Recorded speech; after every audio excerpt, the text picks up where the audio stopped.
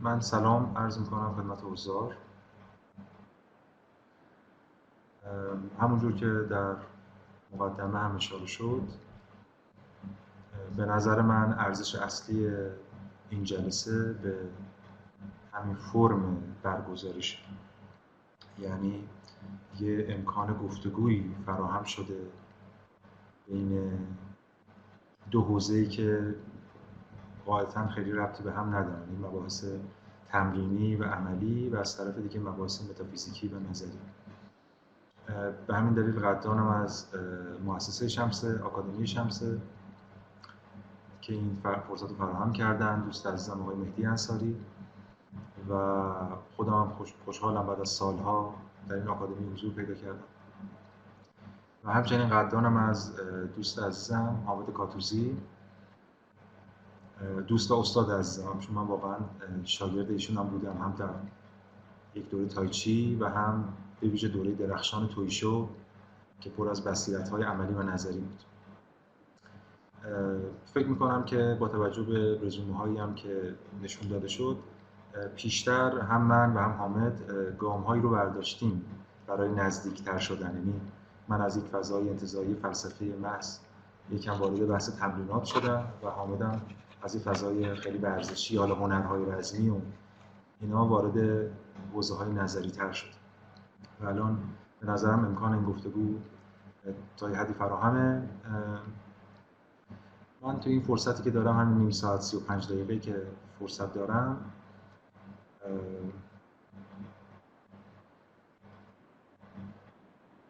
یک طرحی رو از اون چیزی که مد نظرم هست تحت عنوان تمرین یا در نسبت با پرسش این نشست میشه مطرحش کرد که آیا تمرین میتواند آزاد کند، یه طرح بحثی رو ارائه بدم. شاید بخشایش برای برخی از دوستان و حضار تکراری باشه، به ویژه کسانی که خب با کتاب آشنا هستن شاید بخشایی رو از اون ایده قبلا حالا به شکل‌های مختلفی باش مواجه شده باشن و بخشایش هم خب نه. و خب خیلی علاقه‌مندم که این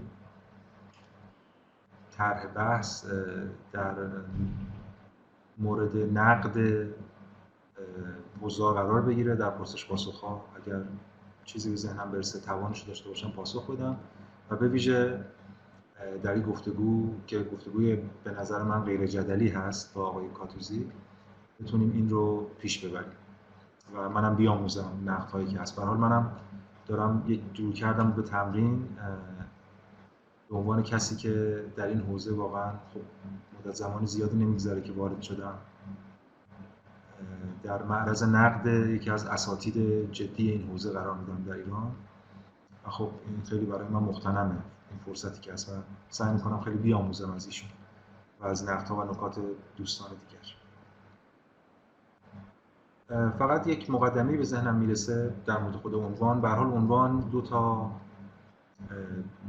ترم یا دو تا مفهوم درش هست، تمرین و آزادی.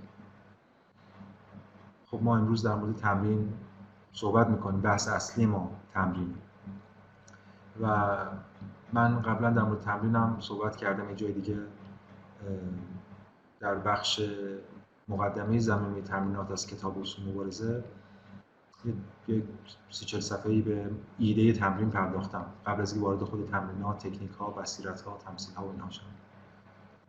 ولی امروز هم باز به کتاب ناچارن باید ارجاع بدم، به خاطر اینکه خب فرصت نداریم ما همه حرفا رو دوباره از اول بزنیم. اون چیزهایی که مکتوب هست و در دسترس هست من سعی می‌کنم بخشایی رو به اونها ارجاع بدم به خاطر ماهیت خود گفتگو، چون در گفتگو یا اصلا در بحث شفاهی اون انسجام مطلوبی که در نوشتار هست وجود نداره. حداقل برای من که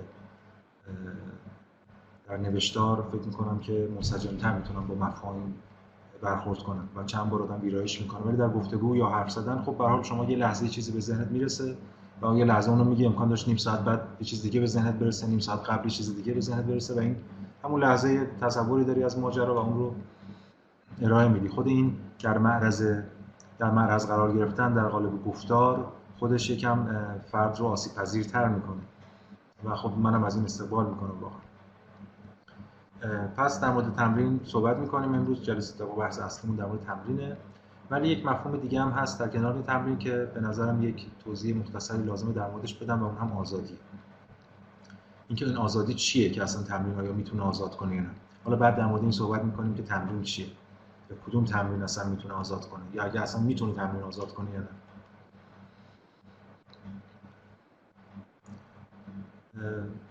رو کرده من در مورد آزادی هم باز قبلا هم توی کتاب هست، هم اخیراً یعنی سال گذشته یک جلسه‌ای برگزار شد به اسم مصائب آزادی و اونجا خب یه سری بحثایی در مورد باز در همین حد گفتگو، در همین حد 1 ساعتی که میشد توی جلسه‌ای بیان کرد در مورد آزادی و رو کردم خودم نسبت به آزادی بیان کردم و حالا این نسبتی هم پیدا کرد با جنبشی که سال گذشته شروع شد و هنوز به پایان نرسیده.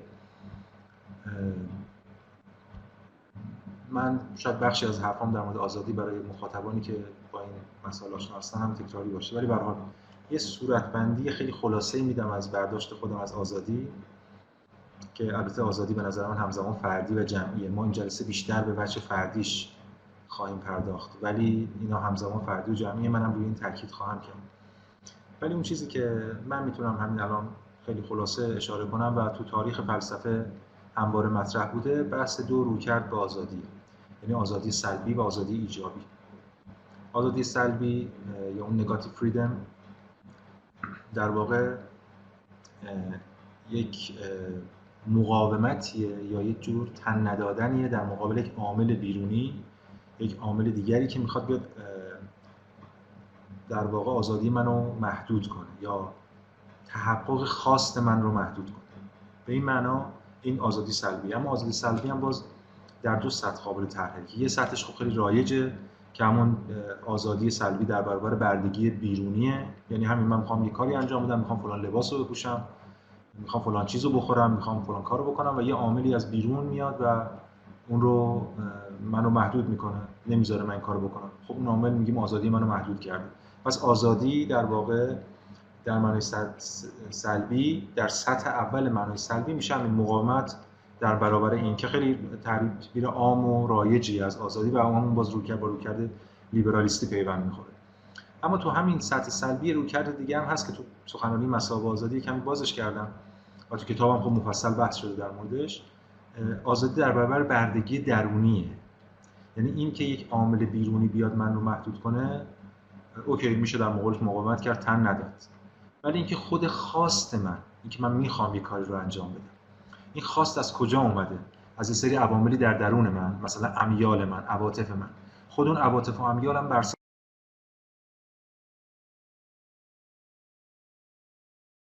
ساخته بیرونم، بر ساخته تاریخ و فرهنگ و اجتماع. و اگر من صرفاً بخوام بر اساس خواستم عمل کنم، به معنای لیبرالیستی خب من آزادم چون خواستم محقق کردم، اما در یک معنای عمیق‌تری خود اون خواست من محصول یه سری چیزای دیگه است و من برده عواطفم میشم، برده امیالم میشم. و نکته مهم اینه که چجوری میشه در دام هیچ کدوم از این دوتا نیفتاد. و اینجاست که پیوند میخوره اخلاق با آزادی. یعنی اخلاق که محدود کننده است، به چه معنایی میتونه خودش محقق کننده آزادی باشه؟ اگر اخلاقی باشه که نه تنها در مقابل عناصر سلطه‌گر بیرونی، بلکه حتی در مقابل عناصر سلطه‌گر درونی که اونام برساخته همون عناصر بیرونی هم به یه معنای یک در یک بدبستان دیالکتیکی هستن با اون، بتونه مقاومت کنه.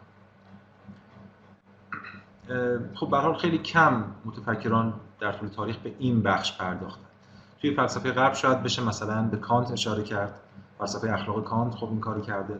تو فلسفه‌های شرقی هم هستن، مثلا من بخوام الان فقط این نمونه بگم میتونم به بودا اشاره کنم. حالا بودا حداقل اون متون اصیل پالی خود بودا که ایده اصلی اینه که به هر حال از خود این خوده هم در واقع آزاد بشه، از خود این عواطف و امیال هم آزاد بشه. این دو تا سطح سلبی. یه سطح ایجابی هم میشه براش قائل شد که خب خیلی پیچیده‌تر میشه و اون هم این است که تحقق آزادی، یعنی نه فقط آزادی سلبی در مقابل موانع ارضای میل یا موانع تحقق خواست، بلکه حتی به لحاظ ایجابی چگونه میشه آزادی رو زیست کرد، آزادی رو محقق کرد. به اون معنی که من بهش میتونم بگم ساطع شدن آزادی. آزاد شدن اصلا به این معناست. آزاد شدن و آزاد کردن، یک رابطه پیوسته همواره. آزاد شدن و آزاد کردن، زیست آزادانه. و اینجا من پیوندش میزنم خب با سوژه شدن، و خب متفکرای دیگه هم در مورد اینا صحبت کردن. پس مسئله اصلی اینه که خب حالا اگه ما این برداشت‌ها از آزادی رو مد نظر قرار بدیم، سوال اصلی اینه که خب چه کسی قراره آزاد بشه؟ و از اون طرف هم از چه چیزی قراره آزاد بشه؟ آیا سطح اولی که خب خیلی رایجه در عقل عرفی ما، یعنی آزاد شدن از موانع ارضای میل، اون آزادی کافیه؟ اون در سطح اول سلبی آزادی. ولی سطح دومش اینه که آزاد شدن از بردگی خود میله، یعنی برساختگی خود میله. چون میل ما هم که یه روانشناس شاید بتونه نشون بده میل من از کجا اومده. میل من از ژنتیکم اومده، از پدر و مادرم اومده، از جامعه‌ام اومده، از اسطوره‌های هویت بخش جمعی اومده، از کلیشه‌های مختلفی اومده، از فیزیک من اومده و خیلی چیزای دیگه. خب اینا رو که من نساختم، اینا رو که من انتخاب نکردم، اینا رو من درش پرتاب شدم، چون که در جامعه با یک نظام‌های سیاسی و اقتصادی غالب پرتاب شدم. پس همونقدر که آزاد شدن از اون عوامل سرکوبگر بیرونی آزادیه، اینم آزادیه. اینم یه سطحی از آزادی که معمولا دیده نمیشه، بخاطر که ما اتفاقا به این دلیل که ما تحت بردگی امیال و عواطف خودمون هستیم و هنوز اصلا خودی رو از خود تفکیک نکردیم. یعنی یه سطحی از توهم یک پارچگی و یگانگی بین من و بدنم، من و ذهن، من و عواطف. و در سطح بعدی تازه میشه صحبت کرد از بردگی خود امیال، بلکه آزاد شدن از خود یا خودهای برساخته امیال. یعنی به این معنا من باید از خودم آزاد شم در سطح بعدی، در سطح سوم، که همزمان سلبی و ایجابی هم هست. و حتی در سطح اجتماعی هم میشه گفت یک جامعه آزاد نیست و اگه جامعه بخواد آزاد بشه باید از خودش آزاد بشه. اینکه این خود بشه معناست خب بحثای مختلفی داره که حالا منم در حدی در موردش هم میخوام صحبت کنم. پس سوال اینه که کدوم خود بناست از کدوم خود آزاد بشه، یا کدوم خودها بناست از کدوم خودها آزاد بشه. مسئله اینه. بعضی از رویکردها یک خود اصیلی رو میذارن پشت این خودها. تو فلسفه غرب هم داریم، مثلا یک نفسی، یک سلفی. مثلا در اسپینوزا وقتی آزاد شدن از بردگی عواطف رو میگه، که به هر حال من همین اصطلاح درمان عواطف یا بردگی عواطف خب به هر حال وامدار اسپینوزا هستن، البته اونم از به یه معنا از رواقیان گرفته بحث‌های دیگه. وقتی که اسپینوزا از این بحث صحبت میکنه، یه خودی رو فرض میکنه، یه نفسی رو که میتونه از این عواطف و امیال آزاد بشه، برای اون خود رو با عقل پیوند میزنه. محلی که به نظرم از خود اون عقلم شاید باید آزاد شد به این معنایی که حالا من در موردش صحبت میکنم. و بعضی رویکردها در شرق هم همینطور، مثلا مفهومی در فلسفه‌های هندی هست، مفهوم آتمن، یعنی یه آتمنیه پشت اینا و این آتمنه قراره از این توهم‌هایی از این من آزاد بشه با این فرآیند. حتی بعضی از رویکردها هستن که حتی یه منی هم قائل نیستن، یعنی خود باید از هر دو طرف آزاد بشه و چیزی نمیمونه، مثل مفهوم آناتا در سنت‌های بودایی که خود یه نخودیه، اصلا یه نمنیه که قرار از تمام منها آزاد بشه و خب برای اونا قرار از چرخه خارج بشه با تجربه نیبانا و باقی قصه ها و اسطوره پردازهایی که تو نظام تمثیلات بودایی وجود داره. در کنار اینها یه پیش‌فرضی هم من در نظر گرفتم که اگه بخوام برم اونو زیر سوال ببرم، خب بحث یه جای دیگه میره که الان نمیخوام کارو انجام بدیم، اما صادقانه است که من در مورد اون پیش‌فرض هم الان صحبت کنم و اون هم این است که اصلا چرا باید آزاد شد؟ یعنی اگه سوال این باشه که آزادی چیست و چگونه آزاد میشویم، خب ما امروز در موردش صحبت میخوایم بکنیم، ببینیم تمرین آیا میتواند آزاد کنه. ولی در لول بعدی اینه که اصلا چرا باید آزاد شد؟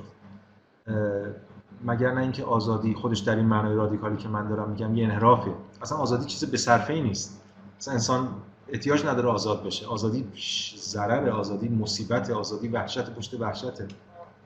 آزادی در این معنا فکر کنید هم از تمام عناصر برده‌ساز بیرونی و هم از تمام عناصر برده‌ساز درونی. آزادی در این معنا یک بی‌پناهی مطلق. سوژه باید به سطحی از توان برسه یا اقتدار برسه، نمیدونم، شاید هم نتونه برسه، که بتونه این سطح از بی‌پناهی رو تحمل کنه، چون انسان همواره به دنبال تکیه دادنه، دنبال منبع اتکاه، حالا چه خدا باشه، چه جامعه باشه، چه میدونم طبیعت باشه چه هر چیز دیگه‌ای.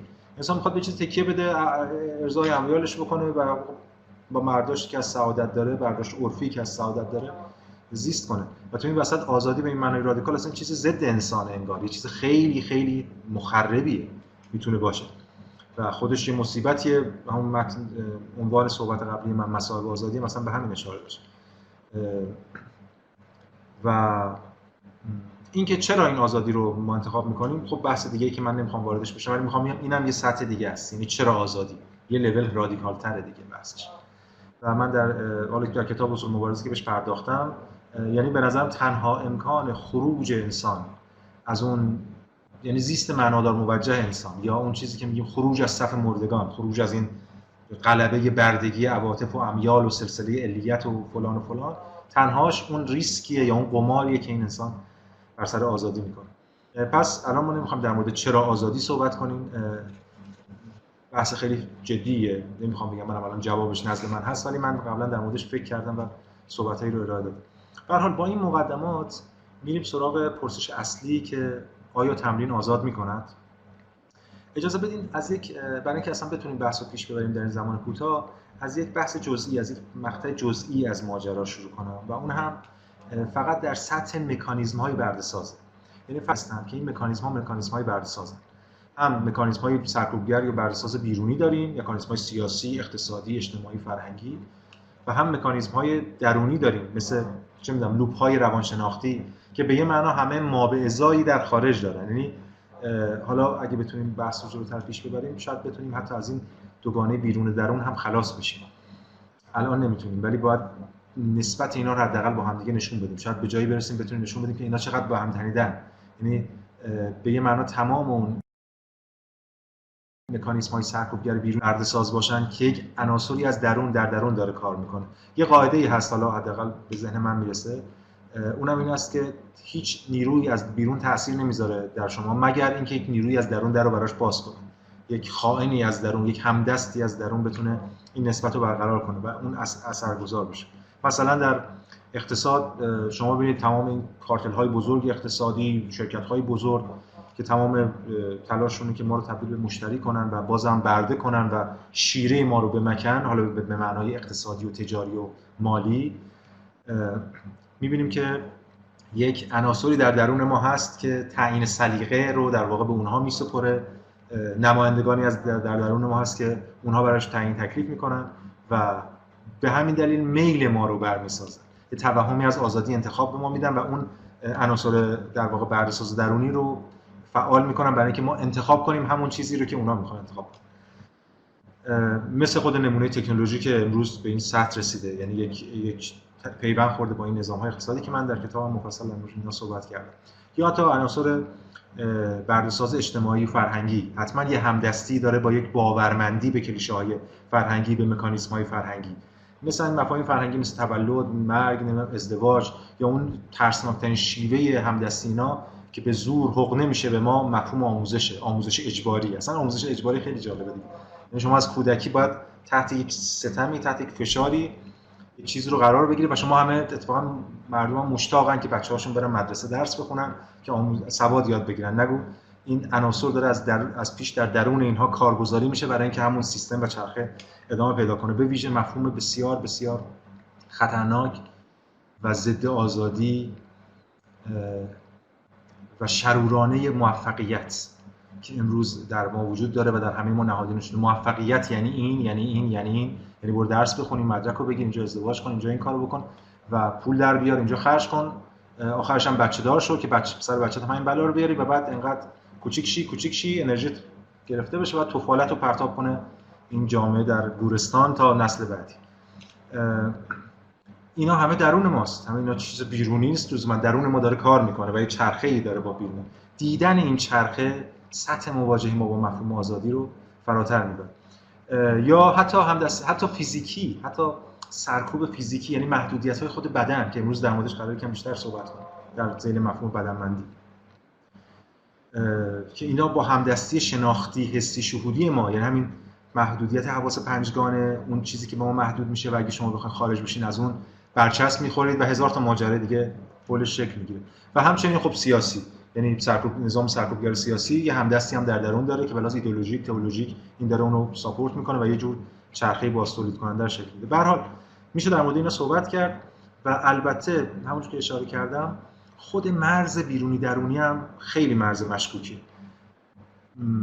و الان هم خیلی رواج پیدا کرده این مرز گمراه کننده. یعنی بعضیا هستن فقط به بیرونی توجه میکنن، میگن آقا اول باید جامعه رو آزاد کرد، اول باید سیاست رو فلان کرد، اول باید بهمان کرد تا بعد ما بتونیم یا فلان در درونمون با آزادی برسیم و خب این یک جانبه است. اما در مقابلش هم یه رویکردی هست که اتفاقا تو رویکردهای معنویت و نمیدونم شرقی اون خیلی هم بابه که نه در بیرون رها کنیم، مثلا بیرون قضاوت نکنیم، ما در درون خودمون به آزادی برسیم، معنویت درون ماست، نه خود اصلی درون ماست، ما درون خود اگه آزاد باشیم آزادیم یا رستگار باشیم رستگاریم و هر دو تا اینا در واقع داره بازتولید میکنه اون چرخه رو، چون یک جانبه نگاه میکنه به مسئله. اتفاقا نکته اصلی اینه که همزمان هر دو باید همزمان در هر دو سطح عمل کرد، وگرنه شکست میخوره فرد در تحقق آزادی، وگرنه تکرار و تکرار، فریب و فریب، چرخه ها و اون توهم آزادی به اشکال مختلف تکرار میشه. پس با این که اینا از همدیگه جدا نیستن ولی ما مجبوریم اینها رو جدا شروع کنیم، به خاطر اینکه زبان ما، فهم ما، مقتضیات گفتمانی ما و اون پارادایمی که درش زیست میکنیم اینا رو جدا دیده.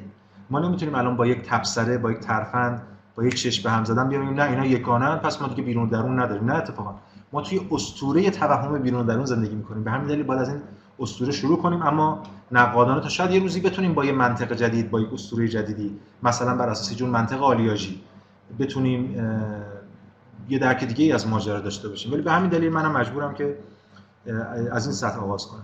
پس ما دو مسئله اصلی داریم در مقابل این مکانیزم‌های برده‌ساز. یکی آگاهی و دومی توان مقابله. آگاهی یعنی آگاهی به خود این عوامل برده‌ساز، چه در درون چه در بیرون، چه نظام‌های و نهادهای سیاسی، اجتماعی، اقتصادی، مذهبی، هر چی که هست، و چه در درون مکانیزم‌های روانشناختی، نمی‌دونم بیولوژیک یا خیلی چیزای دیگه. پس آگاهی خیلی کلیدی که ما بدونیم در یه حدی چه خبره. و در سطح دوم توان مقابله با این مکانیزم‌ها. ببین این دو تا خیلی با پیوند می‌خورن با هم دیگه.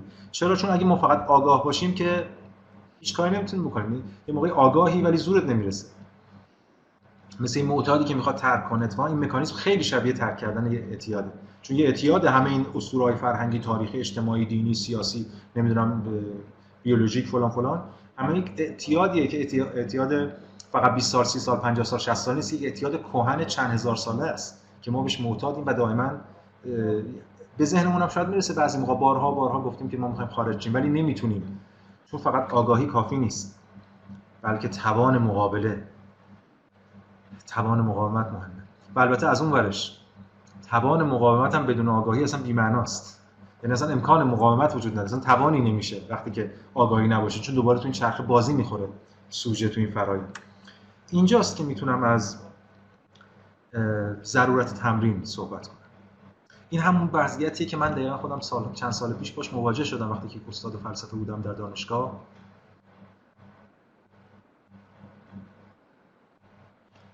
و دیدم یه بخش بزرگی از ماجرا رو ما از دست داریم میدیم و نمیبینیم. در حال ضرورت تمرین اینجا اتفاق میفته. برای منم یه دفعه جدی شد که آقا باید یه کاری کرد با بدن، یه کاری کرد، یه چیزی دیگه ای رو تغییر داد. نه به عنوان حاشیه یا فرع، بلکه به عنوان اصل. و به همین دلیل تو کتابم تمرینات اصلا دو سطح، تمرینات آگاهی و تمرینات آمادگی، یعنی هر دو تا قراره دو توأمان همدیگه رو ساپورت کنن. البته میگم ما در مورد فرد صحبت کردیم ولی اینا همزمان فردی و جمعیه. یعنی یک مقاومت، مثلا مقاومت مدنی، همزمان فردی و جمعیه. شما از این جهت به عنوان یک فرد تکین موظفید بر اساس این آزادی مقاومت مدنی کنید، حتی اگه کل جامعه مخالف شما باشه. از طرف دیگه میشه یک کنش جمعی انجام داد که بی‌ناسوژگانیتی تشکیل داد مقاومت و اون مقاومت مدنی رو رقم زد. در هر دو سطحش هم همین امروز ما داریم تجربه می‌کنیم مقاومت شجاعانه زنان ما و البته در کنارش مردان ما در مقابل حجاب اجباری. مسئله همینه، فردی و جمعی داره همزمان اتفاق میفته و لایه‌های مختلف همدیگه هستن. اما من الان در مورد فرد صحبت می‌کنم به خاطر اینکه میتونم از فرد شروع کنم. کلی هم بحث کردم در کتاب اصول مبارزه که چرا از سطح سوژه شروع می‌کنم. کتابم عنوانش هست اصول مبارزه در زمانه نیهیلیسم، جلد نخست سطح سوژه. به خاطر میشه از اینجا شروع کرد.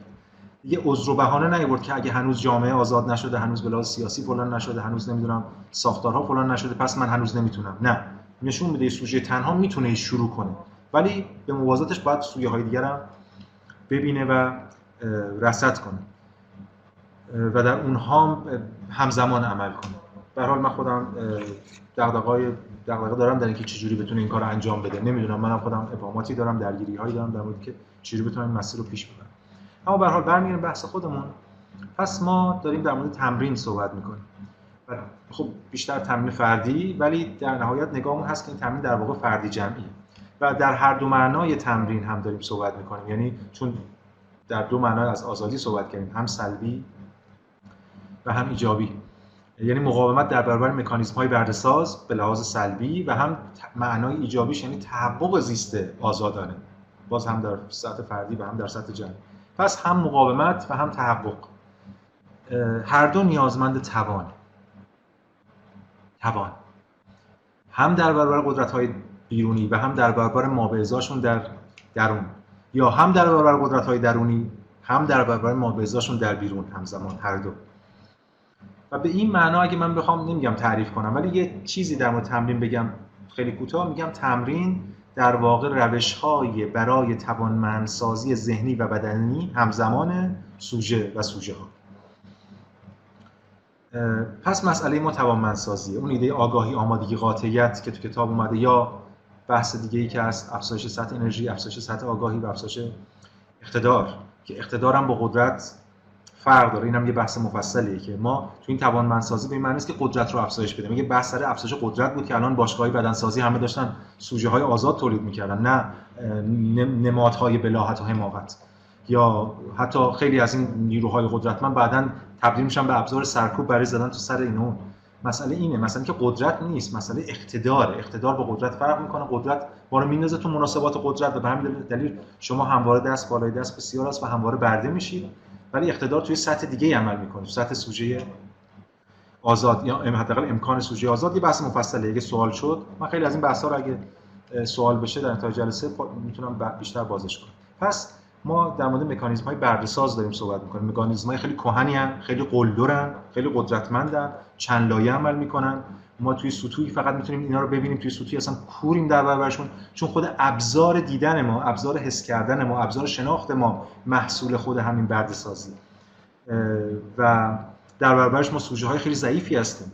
در اصول مبارزه من یه بخشی از 5 ضعف‌های 15 گانه سوژه در جهان امروز صحبت کردم و بحث کردم در موردش.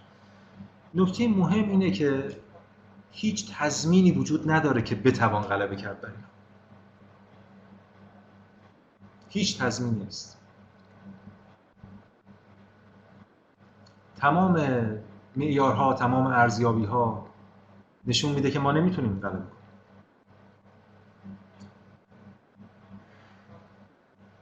اما اگر ما آزادی رو نه یک غایت، نه یک نتیجه که بشه بهش رسید، چون به نظرم اصلا آزادی رسیدنی نیست. به آزادی اصلا نمیشه رسید. آزادی همواره حراست شونده و همواره خلق شونده است. اگر ما اینو نه به عنوان غایت بلکه به عنوان یک جهت ببینیم، باز یک تیتری هست در کتاب در فصل غایت شناسی به اسم در واقع بحث در مورد نقد مفهوم غایت و امکاناتی که در جهت هست. یعنی موقع شما از غایت صحبت می‌کنید، از این مقصد، یه موقع از جهت حرکت صحبت می‌کنید. اگر آزادی رو بخوایم جهت حرکت قرار بدیم، وقت میشه، بله، میشه در آزادی، در راه آزادی گام نهاد. و در همین حد هم میتوان زیست رو معنادار موجه کرد. خود مبارزه بر سر آزادی گام نهادن در راه آزادی. پس پاسخ به پرسش اصلی این جلسه که الان فکر کنم نیم ساعتم شد، شاید کمتر از نیم ساعت شد من درش صحبت کردم، آیا تمرین میتواند آزاد کند؟ من نمیدونم. ولی اگر آزادی ممکن باشد، اگر آزادی جهت باشد، تمرین ضروری است. نمیدونم میتونه آزاد کنه یا نه، ولی اگر بخوایم در اون مسیر قدم برداریم، تمرین ضروری، تمرین توانمندسازی ضروری، چون ما خیلی ضعیفیم، هم در سطح آگاهی و هم در سطح توانایی برای مقاومت. یعنی هم در سطح ذهنی و هم در سطح بدنی. و سوال بعدی که اینجا به نظر میرسه یا پیش میاد اینه که خب کدام تمرین؟ آیا هر تمرینی میتونه آزاد کنه؟ خب قطعا نه، به خاطر که خیلی از تمرینات اصلا تله است. سوال این که تمرین رهایی بخش کدامه؟ تمرین آزاد کننده کدامه؟ که اینجا خب پاسخش میره وارد بحث تکنیک میتونیم بشیم که خب جاش اینجا نیست. کلی نظام تمثیلات هست که میشه بر اساسش کلی نظام‌های تمرینی طراحی کرد و بر اساس کلی تکنیک‌ها و اینا که هر کدوم بتونن موجه سازی کنن خودشون، یعنی امکان موجه سازی داشته باشن، بتونن خودشون موجه کنن بر اساس نظام تمثیلات موجه. و اینکه ما چند تا نظام تمثیلات موجه داریم، ما میتونیم بیشمار نظام تمثیلات موجه ممکن داشته باشیم. یعنی میخوام بگم یه راه وجود نداره، بیشمار راه میتونه وجود داشته باشه. که حالا منم به ایده‌های در مورد یه راهش داشتم و یه چیزایی هم منتشر کردم در این خصوص. چون مسئله موجه سازی تمرین بسیار مهمه، چون خود تمرین میتونه بزرگترین تله باشه. حتی شاید بعداً ضد آزادی بشه. قدرت میتونه به ضد آزادی تبدیل بشه. بسیاری از تمرین‌ها ضد آزادی هستند. بسیار از اساتید ضد آزادی هستند. خود استاد، خود فیگور استاد خودش یک تله است. مهمتر از خود در واقع شاگردانش، برای خود استاد بزرگترین تله است که میافتن توش، به راحتی هم میافتن توش. اصلا شاید ما یه روزی بتونیم یه جلسه‌ای داشته باشیم یا حالا دیگران صحبت کنن یا منم ایده‌هایی دارم در مورد آسیب شناسی فیگور استاد. حالا اون استاد تو سنت‌های فلسفه غرب و اینا که من قبلا توش بودم، استاد دانشگاه اینا، خب اونم هست، ولی این استاد تمرینات شرقی و معنوی و بدنی اینا خب خیلی خطرناک‌تره، به خاطر که خیلی همه جانبه است و یه بحث مستقل و مجزایی می‌طلبه که الان بحثش نیست. من در فرصت باقی مانده، یعنی ایده اصلیمو بیان کردم، در فرصت باقی مانده این نکته خیلی کوتاه سعی می‌کنم تا همین 10 دقیقه‌ای که هست فرصت فکر کنم نیم ساعت صحبت کردم، حالا 10 دقیقه اضافه بر اون صحبت می‌کنم تا ساعت 7 مثلا. یک چیزایی به ذهنم میرسه در مورد شاخصه‌های تمرینات رهایی بخش. یه چیزایی به ذهنم رسیده، اینا رو حالا بعضیشو نوشتم اینجا، میشه به اینا کم و زیاد کرد. من فقط تیتروار میگم و یه توضیح خیلی مختصری میدم و رد میشم. اگه باز سوالی بود من میتونم پاسخ بدم در این مورد. اینا بخشایی که مال کتابی که هنوز منتشر نشده، یعنی نظام جامع تمرینات که خب تو بخش زمینه تمرینات نیست دیگه. اونم شاخصهای تمرینات رهایی بخشه، یعنی اون چیزایی که شاخصهای دهگانه‌ای که من بهش میگم، یعنی انضباط، خودآیینی، استمرار، بدنمندی، تمرکز، قابلیت موجه سازی، پلاستیسیته، اولویت بندی، رشد دهنده ظرفیت و تاب‌آوری. این تمرینات دهگانه، این شاخصهای دهگانه‌ای که به نظرم در مورد تکنیک نمیخوام صحبت کنم، در مورد تمرینات رهایی بخش این شاخص‌ها رو باید داشته باشه، یکیشو یا بخششو یا به معنی همشو. من یه اشاره به اینا میکنم تو این فرصت کوتاه و بعد بحثمو جمع میکنم که به هر حال صحبت حامد عزیزم گوش کنیم و حتما از نقداش استفاده کنیم. اول انضباط خیلی خیلی مهمه. یعنی تعهد به انجام تمرین فارغ از میل لحظه‌ای من به تمرین. من دوست دارم تمرین کنم، میخوام بخوابم، میخوام لش کنم، ول کنم، ولی باید برم تمرینی که خیلی سخته رو انجام بدم. یه جور تربیته. اما تا من میگم تربیت، توی کتابم اشاره کردم تو اصول مبارزه. همه ما میترسیم چون تربیت معمولا یه پیوند خورده با مناسک آیینی و نظام‌های سرکوب. به همین دلیل من زیر تربیت، علیه تربیت صحبت می‌کنم، تربیت رهایی بخش که تربیت بدن، تربیت فکر و تربیت حواس، تربیت عواطف، اینا همه در کنارش قرار میگیره و یه جور با بیرحمی تمرین پیوند می‌خوره. این تمرین باید بیرحم باشه توی سطح. یه قاعده‌ای دارم من، حالا دوستان که نزدیک من هستن رو شنیدن: با دوستان محبت، با دشمنان شفقت، با خود به هیچ رحمی. این قاعده است و این تمرین هم به این معنی چون با خوده به هیچ رحمی باید انجام میشه و وگرنه ما میافتیم به بازی‌های بی‌پایان عذر و بهانه و پیچوندن و اینا، مثل باز همون معتادی که سال‌هاست میخواد ترک کنه یا اون جوکی که از سال‌ها طرف این شنبه میخواد بره باشگاهی، از این جور چیزا. پس یکیش اینه، یعنی تمرین بدون هیچ رحمی بر اساس انضباط. و توی لول بعدی حتی تعهد نه به نتیجه تمرین. ببینید ما اگه بخوایم به نتیجه تمرین متعهد باشیم، یعنی یه جور انتظار یا جور حرص شکل میگیره حتی در مقابلش. ما قرار از خود این میل به آزاد شدن هم آزاد بشیم دیگه. آزاد شدن است، از میل به آزاد شدن، حتی از حرص زدن به آزادی هم حتی باید آزاد بشیم، چون خود حرص زدن هم نتیجه یه شکلی از عواطف و اون هم تله است. بازی‌های تطمیع و میلگرایی روش عمل می‌کنه. به همین دلیل من میگم آزادی غایت نیست، آزادی جهته و اون بحثایی که میشه قولش مطرح کرد. پس یکیش انضباط. دوم خودآیینی. یعنی چی؟ یعنی تمرین باید خدایین باشه. تمرین اگر دگرایین باشه، حتی اگه بتونه منو کنترل کنه و بتونه انضباط محقق کنه، اونم تله است، چون اونم بردگیه. حالا بردگی نیروی دیگه، اصلا بردگی استاد بشه، فرد بگه من این کارو میکنم چراشون استاد گفته، خب این بردگی استاد میشه، یا چراشون طبیعت گفته، یا چراشون خداوند گفته، علم گفته، یا هر کسی دیگه، فلانی گفته، جامعه گفته. اینم از اون بحثاست که دام استاد دیگه. اتفاقا یکی از چیزایی که تو سنت‌های زن هست، حالا برخلاف خیلی از سنت‌های دیگه شرقی که دیگه قش کردن تو دل گرو و میرن زیر پای گرو یا اون استاد دراز میکشن از جانب اون چیزایی بهشون برسه، و این اتوریته های ارباب سازی شرقی که خب خیلی هم زیاده، به ویژه تو آیین‌های هندو و حالا خیلی از آیین‌های دیگه، حالا اسم نبرم، همه تو غرب هم هست. اتفاقا توی سنت زن یه ایده هست که از دوگن هم اومده البته، که این قاعده است که بودا رو دیدی، بودا رو بکش. مسئله اینه اون استاد اگه دیدیش باید بکشیش، چون تویی که قراره یه کاری رو انجام بدی. این ایده خدایینی. اما نکته جالب اینه که خب این ایده خدایینی با انضباط تناقض برقرار میکنه، دچار تناقض میشه، چون که قراره که بر اساس تکیه به چیز دیگه من بیام میلم و تن لشمو بلند کنم، بیام تمرین کنم و علاوه بر تمام نیروهایی که میگم کسایی که تمرین میکنن روز اول، دو روز اول، ماه اول، سال اول اینا رو تجربه میکنن، حالا به ویژه تمریناتی که تو کتاب هست، همه به من میگن که چقدر دردناک این تمرین‌ها، واقعا مثل شکنجه میمونه. چجوری اینو بلند کنم منم و خودم و ذهن و بدن و عواطفمو بشونم پای تمرین. و در این حال به یه چیز بیرونی تکیه نکرده باشم، دگرایین نباشه، خدایین باشه. آزادی همینه، این هزینه آزادی، این مصیبت آزادی همینه دیگه. و به نظر من این تناقض وجود نداره، به دلیل به شرط اینکه جایگاه سوژه آزاد رو ما بفهمیم.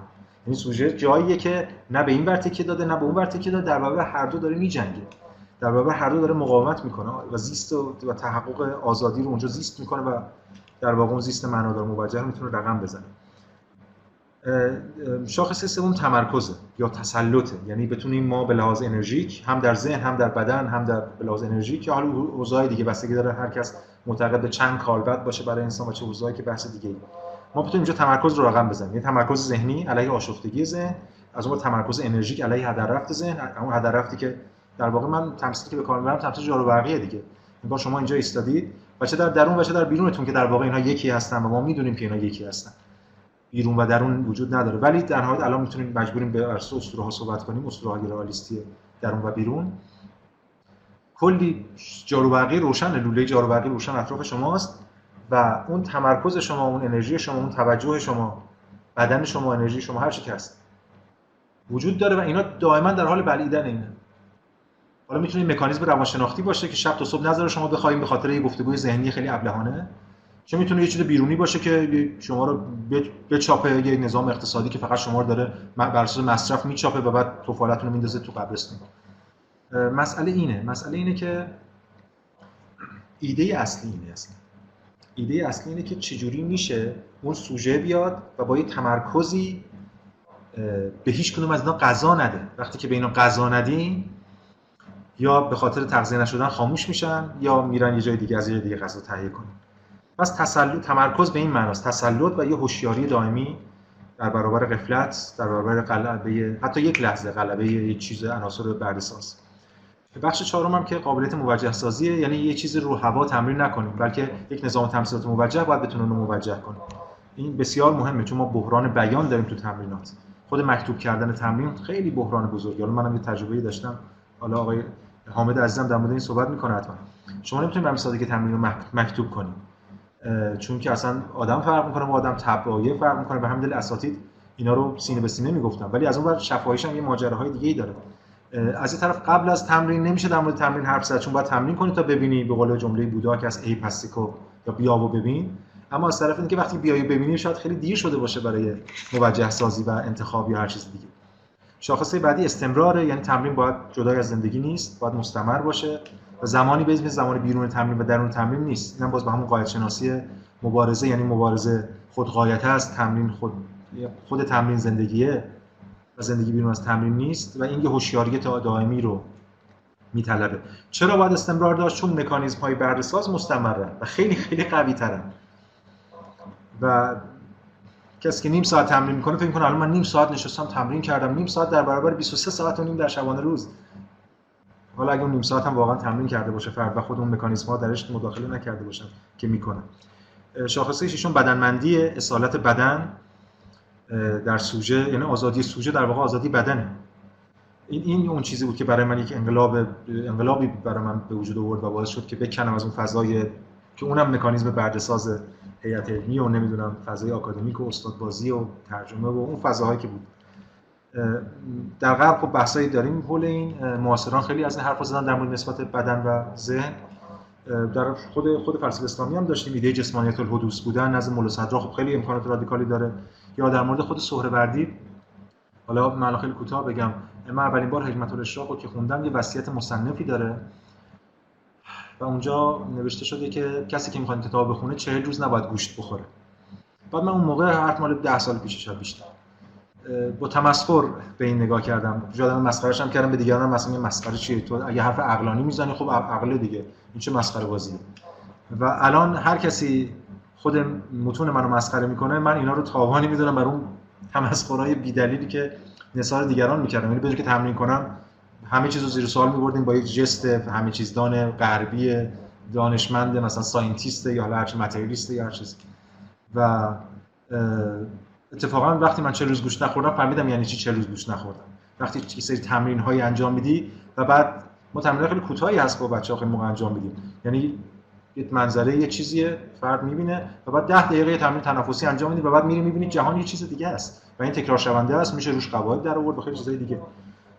پس بدنمندی خیلی خیلی کلیدیه و اون وقت یه سری تکنیک‌های تنفسی، حرکتی، تغذیه‌ای و خیلی چیزای دیگه کهن و چند هزار ساله وجود داره در شرق که خب ما میتونیم از اینا استفاده کنیم برای پروژه همین آزادسازی که همین دغدغه خود من هم هست، البته نقادانه، چون خیلی از اینا با نظام‌های تمثیلات غیر موجه ما قراره تو تله خود اونها بیافتیم، ما قراره نقادانه از اونها استفاده کنیم. شماره 7 رشد ظرفیت انسان، یعنی خود مسئله محدودیت‌های سوژه که در این حال هم باید رشد داد ظرفیت و هم باید مهار کرد. به خاطر این نکته بسیار مهم، اگر قرار من آزاد بشم، اگر قرار من بدون مهارسازی عواطف و امیالم آزاد بشم، در واقع هیولاهای منم دارن آزاد میشن. انسان نگاه لیبرالیستی همینه، فقط اگر من آزاد بشم بدون اینکه مهار کنم یا درکی از درون داشته باشم، دارم تمام هیولاهامو آزاد میکنم. پس همزمان اگر من در مقابل اون عوامل سرکوبگر استبداد بیرونی میستم، باید حواسم به مهار اینها باشه. این هم فردیه و هم جمعیه که میشه در موردش صحبت کرد. و به این معنا تمرینات در واقع فقط تمرینات انسانیه ولی برای انسان رو داره میبینه، انسان به این معنای عرفی که ما میشناسیم. شماره 8 پلاستیسیته است که همزمان شکل دهنده و شکل پذیر. من ایده‌ای که از کاترین مالوو گرفتم و خب کلی هم بحث دادم و اون کتابم ترجمه کردیم برای این. آخرین کاری که تو در واقع حیات قبلیم ترجمه کردم اون کتاب ایده آینده هگل بود در مورد پلاستیسیته و هم شکل پذیره، یعنی الاستیک نیست ولی یه جور انعطاف پذیری فعال داره. اون بحث ایده رقص مبارز که در کتاب مطرح شده و مهمتر از اون که شکل دهنده هم هست. به همین دلیل پلاستیسیته با الاستیسیته فرق داره دیگه. شکل دهنده هم هست، یعنی تغییر من تغییر دهنده است، هم تغییر من هم تغییر جهان. اون جمله مارکس هست که نمیدونم فلاسفه تا کنون جهان رو تفسیر کردن و الان دیگه وقتش تغییر بدیم. به هر حال هر دو طرفش یه جانب است دیگه، یعنی تفسیر بدون تغییر و تغییر بدون تفسیر. هر دو تا اینا رو توی دام تکرار میندازه که خب به هر حال بحثش مفصله. تغییر سوژه تغییر جهان و تغییر جهان هم تغییر سوژه است. همزمان در واقع تغییر نحوه پدیدار شدن چیزهاست، هم برای سوژه و هم مهمتر از اون برای بینا سوبژکتیویته. اینجاست که سوژه قرار است خودش خارج بشه و سطح دو رقم بخوره و باز مباحث جمعی و فردی، مباحث مختلفی رو میشه رقم زد که من بحثاشو کردم. شماره 9 اولویت بندیه که ما همواره باید اولویت‌ها رو مد نظر قرار بدیم، نذاریم اون چیزی که تو کتابم بهش میگم قالپاق بر موتور ماشین غلبه کنه، یعنی ژست ها و نم چی بپوشم چی بخورم، نم یه چیزای سطحی ظاهریه، اینا بر اون ایده اصلی یعنی اون مواجهه رادیکال در تمرین غلبه کنه که خیلی هم رایجه، هم اساتید میخوان هم در واقع تمرین کنندگان میل دارن که جزئیات غلبه کنه. و مسئله نهایی تاب‌آوریه به ویژه در باره مفهوم درد موجه. و مسئله اصلی اینه که مسئله اصلی نیست که گفتم ما درد بکشیم یا درد نکشیم، مثلا اینکه فراروی کنیم از این چرخه لذت درد، یعنی تا درد بیاد فرار کنیم بدون که بفهمیم چیه و تا لذت بیاد چیرجه بزنیم توش بدون که بفهمیم چیه. به هر حال این شاخص‌ها رو من خیلی تیتروار گفتم، فکر کنم 40 دقیقه صحبت کردم و اگه باز سوالی بود در مورد هر کدوم از این بحثایی کردم رو که نیمه تمام مونده که خب همش هم به یه معنا نیمه تمام مونده، خیلیش نزد خود منم نیمه تمام، منم نمیدونم ولی اومدم این رو به معرض نقد عمومی بگذارم. اگه باز سوالی یا بحثی بود منم اگه فرصت باشه حتما در موردش گفتگو خواهم کرد.